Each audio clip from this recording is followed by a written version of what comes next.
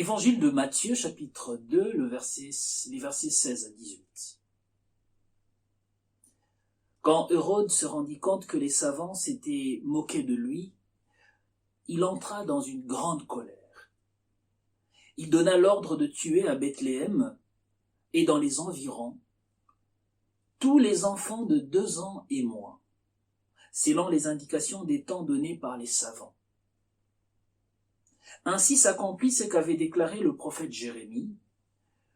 On a entendu une voix à Rama, des pleurs et des grandes lamentations.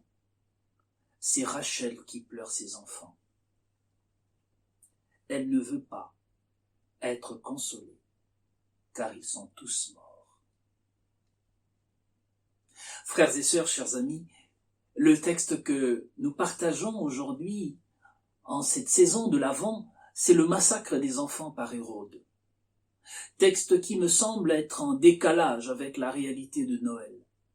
Décalage car comment pouvons-nous accueillir une bonne nouvelle alors que des dizaines, voire des centaines d'enfants sont mis à mort? Comment concilier la beauté d'une bonne nouvelle, l'accueil d'un enfant qui nous est né, d'un fils qui nous est donné, d'avec la tyrannie de la violence, la soif du pouvoir d'un roi qui peut tout pour préserver sa royauté? Texte en décalage encore aujourd'hui, car comment embellir nos maisons avec des belles guirlandes, des beaux sapins?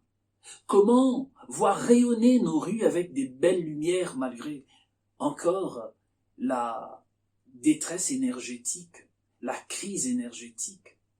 Comment voir nos rues être embellies avec les belles lumières alors que nous vivons dans une société où la violence est ambiante, une société même hyper violente?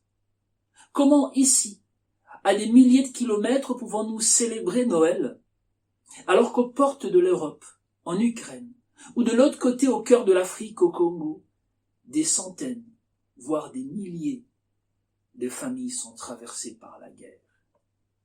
Comment chanter nos beaux cantiques de Noël alors qu'autour de nous, des nations entières sont dominées, voire oppressées par les assoiffés de pouvoir? Ce texte du massacre des enfants par Hérode nous invite en ce temps de Noël de nous libérer de tout désir de violence, tout désir de domination, toute soif de pouvoir. Ce texte nous invite aussi de pouvoir être compatissants envers celles et ceux qui sont déchirés et traversés par le deuil, de pouvoir avoir de la compassion envers les endeuillés. Nous libérer, je disais, d'abord du Hérode qui sommeille en nous, car, je le pense, en chacun d'entre nous sommeille un petit Hérode, assoiffé de pouvoir, du confort personnel, peut-être même violent.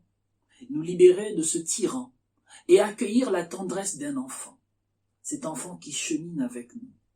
Accueillir aussi la compassion et la miséricorde d'un Dieu qui pleure avec nous, qui pleure avec Rachel, qui a perdu ses enfants.